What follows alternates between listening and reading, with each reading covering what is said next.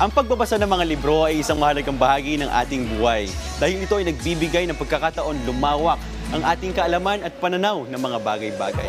Kaya naman, alamin natin kung ano-ano nga ba ang mga naging highlights sa naganap ng Manila International Book Fair na dinaluhan ng maraming local at international publishers. Panoorin po natin ito.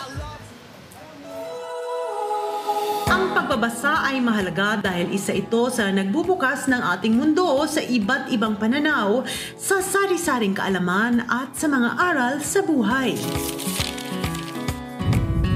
Palagi ang pagbabasa ay sa tingin po namin, tatalino po talaga tayo. Kasi pag nagbabasa po tayo, nagkakaroon po tayo ng exposure sa ibang mga kultura, sa ibang mga opinion, sa ibang mga perspectives. Nabubuksan din po yung ating minds, di ba? Yung ating imagination para maging mas creative sa ating pag-iisip at sa kung paano rin po tayo mag-engage sa lipunan natin, sa community at sa outside world. Yan ay isa sa mga dahilan kung bakit sinimula ng iba't ibang book organization sa bansa ang ngayon ay longest running at biggest book fair sa Pilipinas, ang Manila International Book Fair.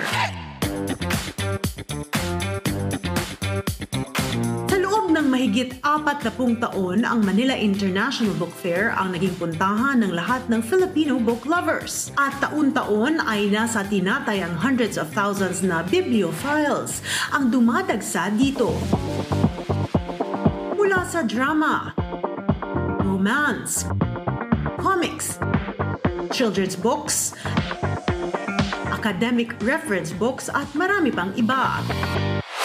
Maging ang mga bagong labas at hard to find at limited edition na libro ay maaari ring makita dito.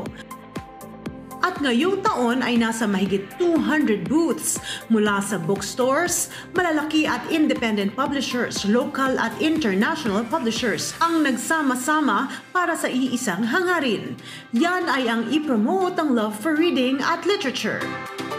Every year, lumalahok po talaga kami sa book fair and karaniwan every year talagang dito namin nilo-launch lahat ng mga bago naming titles. Dito po sa book fair makikita niyo po talaga yung diversity at richness ng publishing culture ng Pilipinas. Lahat po kami mga publishers nagpo-publish for all ages, iba't ibang mga genre, lahat po merong may i-offer para sa lahat. Hindi lamang pamimili ng libro ang maaaring gawin dito, kundi iba't ibang aktibidad rin ang inihanda ng bawat exhibitors. May seminars, panel discussions, workshops, book signing at meet and greet sa authors na talaga namang kinagiliwan ng bawat book lovers at shoppers na bumisita sa nasabing book fair.